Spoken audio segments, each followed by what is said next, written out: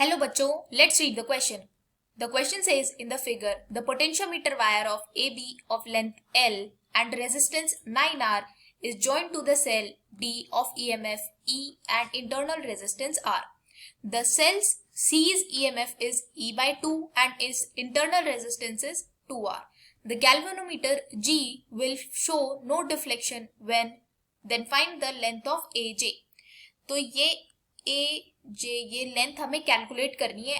अगर हमें गिवन है कि जो ये वायर है इसकी लेंथ हमें गिवन है L एंड इसका रेजिस्टेंस हमें गिवन है 9R और ये बैटरी हमें D बैटरी है गिवन है जिसका पोटेंशियल डिफरेंस या वोल्टेज हम बोल सकते हैं EMF E गिवन है और इंटरनल रेजिस्टेंस है R। तो हमें ये कैलकुलेट करना है कि अगर जो ये बैटरी C है इसका अगर EMF E by 2 हो और इंटरनल रेजिस्टेंस 2R है और जो G है गैल्वेनोमीटर ये जीरो डिफ्लेक्शन शो कर रहा है, तो ये AJ जो इसकी AJ है वो लेंथ हमें कैलकुलेट करनी है। तो की कॉन्सेप्ट हम जो यूज करेंगे यहाँ यूज करेंगे finding potential gradient, finding potential gradient. तो सबसे पहले हम पोटेंशियल ग्रेडियंट कैलकुलेट करेंगे इस वायर का, और अगर हमने वायर के अक्रॉस पोटेंशियल ग्रेडियंट कैलकुलेट कर लिया तो पोटेंशियल ग्रेडियंट अगर वायर के अक्रॉस आ जाएगा तो AJ के अक्रॉस भी हमें पोटेंशियल पता चल जाएगा। तो अगर AJ के अक्रॉस हमें पोटेंशियल पता चल गया तो हम देख सकते हैं जो ये बैटरी लगी है वो AJ के पैरेलल में लगी है, तो इन दोनों का जो पोटेंशियल डिफरेंस होगा वो सेम होगा। तो इस कॉन्सेप्ट से हम अपना फाइंड आउट कर सकते हैं कि AJ लेंथ कितनी होगी। तो अगर हम पहले पोटेंशियल डिफरेंस कैलकुलेट करें तो इसको अब रिमूव कर देते हैं। तो यहां से हम सबसे पहले potential difference potential gradient calculate करते हैं। तो पोटेंशियल ग्रेडियंट होता है potential difference across wire divided by length of the wire. तो अगर हमें पोटेंशियल डिफरेंस कैलकुलेट करना है वायर के अक्रॉस तो हमें पहले बैटरी का EMF गिवन है E और इसका जो इंटरनल रेजिस्टेंस है वो है R।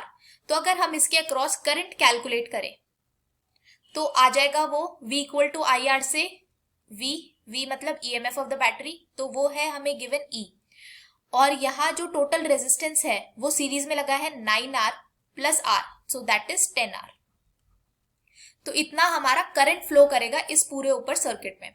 तो अगर ऊपर जो करंट फ्लो कर रहा है वो फ्लो कर रहा है E by 10R, तो इसके अक्रॉस अब हम कैलकुलेट कर सकते हैं कि कितना पोटेंशियल डिफरेंस होगा। तो V is equal to IR से हम कैलकुलेट करेंगे।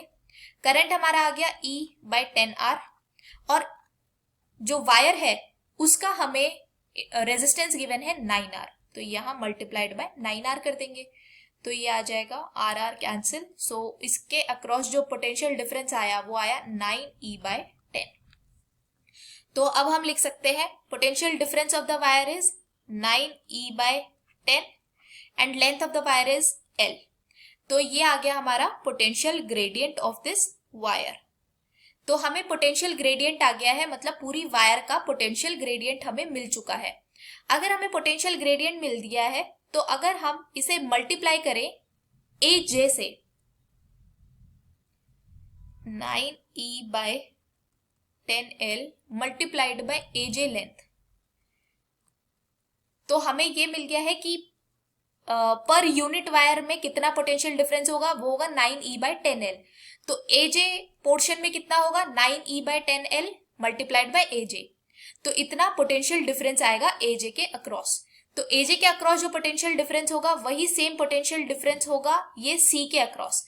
तो हम यहाँ लिख सकते हैं C के across that is E by 2। तो यहाँ से E एंड E कैंसिल हो, तो यहाँ से अगर हम इसे सॉल्व करेंगे तो ये आ जाएगा 9 by 5L AJ is equal to 1। तो ये AJ की जो वैल्यू आ जाएगी वो आ जाएगी 5L by 9, so that is equal to 0.55L। तो AJ की लेंथ आ गई हमारी 0.55 L.